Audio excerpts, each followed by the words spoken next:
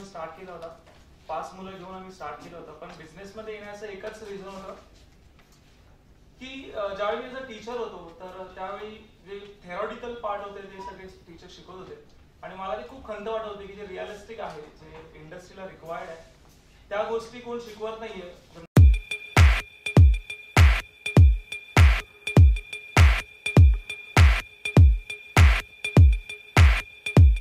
असा हा मराठी तरुण जितका सुंदर दिसतो तितकाच सुंदर वागतो या ठिकाणी करतात आणि म्हणून त्यांना या ठिकाणी सन्मानित करण्यात आलेला आहे.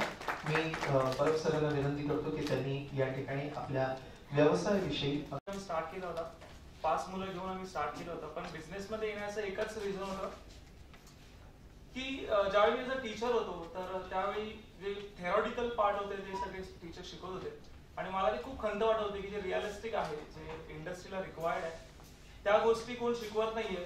मनी ओरिएंटेड सगळं टीचिंग चालू आहे. सो तो एक पॅशन घेऊन, तो एक विचार घेऊन, ती संकल्पना घेऊन आम्ही हर्ष ट्युटोरियल ही संस्था चालू केली. स्टार्टिंग 5 जणांनी केली.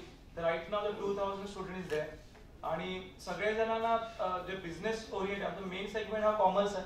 So we are focus on the business related, काही फायनान्स असेल, मार्केटिंग असेल, HR असेल, ह्याच्यावरती जे प्रॅक्टिकल जे पार्ट इंडस्ट्रीला रिक्वायर्ड आहे ते कोचिंग मध्ये कसं आणावं, म्हणजे अभ्यास प्लस इंडस्ट्रीचं नॉलेज जे MBA नंतर केलं जातं. आणि सध्या MBA ची कॉस्ट एवढी हाय आहे की नॉर्मल जे एज्युकेट करतात त्यांना काही स्ट्रॅटेजी समजत नाही.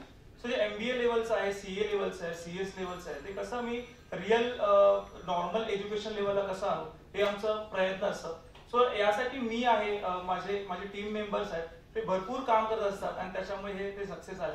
So thank you so much sir, okay, जे मला यासाठी इन्व्हाइट करण्यात आलं आणि हे अवॉर्ड दिला. Thank you so much.